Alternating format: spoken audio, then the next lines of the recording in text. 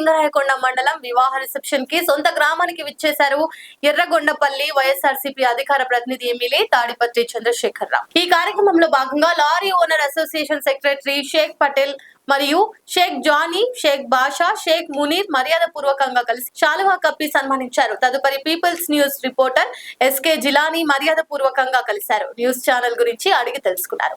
People news చాలా ఎత్తుకు ఎదగాలని మనస్ఫూర్తిగా ఆకాంక్షిస్తున్నారు ఎమ్మెల్యే.